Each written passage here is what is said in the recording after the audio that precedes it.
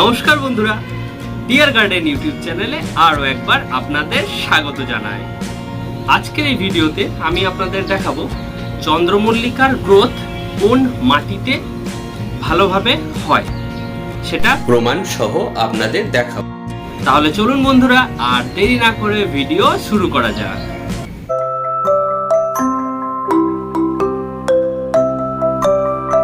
এর আগের একটি ভিডিওতে আমি আপনাদের দেখিয়েছিলাম চন্দ্রমল্লিকায় প্রচুর ফুল পেতে গেলে তার মাটি কিভাবে তৈরি করতে হয়।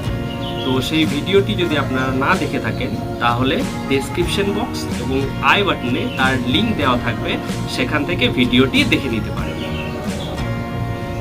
চন্দ্রমল্লিকা স্লাইটলি অ্যাসিডিক থেকে নিউট্রাল পিএইচ এর মাটি পছন্দ করে, অর্থাৎ মাটির পিএইচ যদি 6.5 থেকে 7.5 মধ্যে হয় তাহলে সেই মাটিতে চন্দ্রমল্লিকার গ্রোথ খুব ভালোভাবে হয়। আর সেটি আজ আমি আপনাদের দেখাতে চলেছি।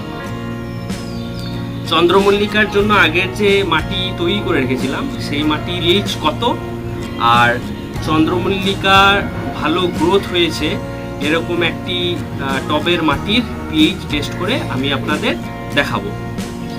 এখন স্ক্রিনে আপনারা দুটো চন্দ্রমল্লিকার গাছ দেখতে পাচ্ছেন। দেখুন, বেশ ঝোপালো হয়ে উঠেছে, দুটো গাছই যথেষ্ট ভালো হয়েছে এদের গ্রোথ।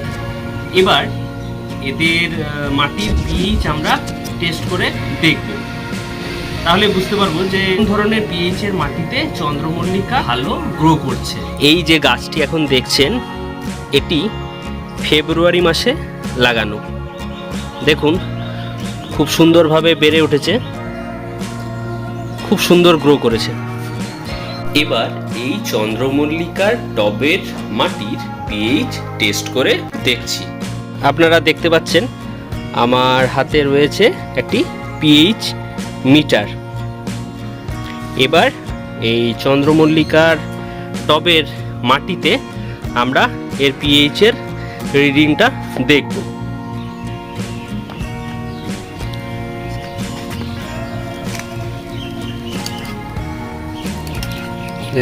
মাটিতে ঢুকিয়ে দিলাম।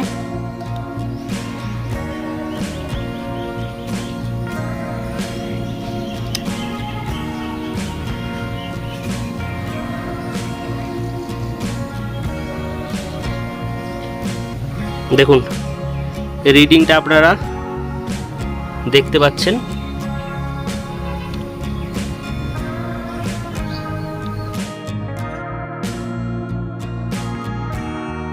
চন্দ্রমল্লিকা স্লাইটলি অ্যাসিডিক থেকে নিউট্রাল পিএইচ এর মাটি পছন্দ করে, অর্থাৎ মাটির পিএইচ হতে হবে 6.5 থেকে 7.5 মধ্যে, তাহলে সেই ধরনের মাটিতে চন্দ্রমল্লিকা খুব ভালো গ্রো করে। আর এটার পিএইচ তো আপনারা দেখতেই পাচ্ছেন। চলুন এবার পাশের টবটার পিএইচ টেস্ট করে আপনাদের দেখায়।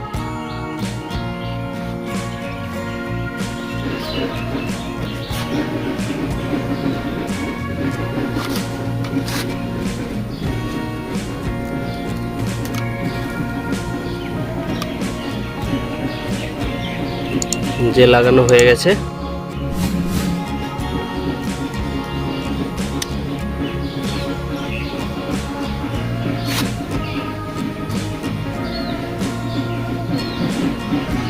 দেখুন মোটামুটি একই রকমের পিএইচ প্রায়।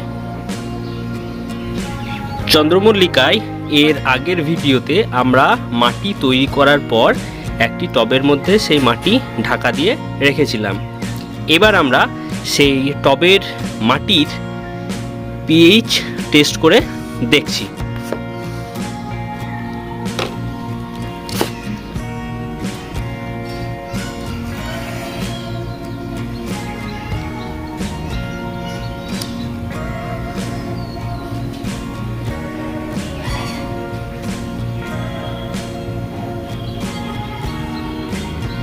দেখুন আপনারা এর পিএইচ, এই মাটির পিএইচ ওই আগের যে দুটো আমরা টবের মাটির পিএইচ দেখিয়েছিলাম এটিও প্রায় সেরকমই শো হচ্ছে।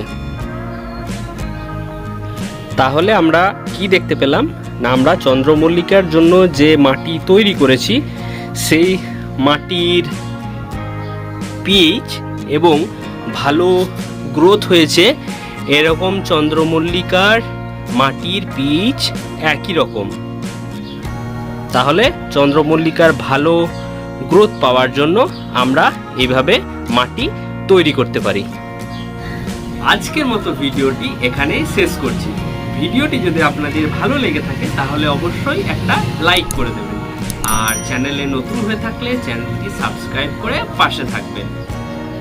সকলে খুব ভালো থাকবেন। ধন্যবাদ।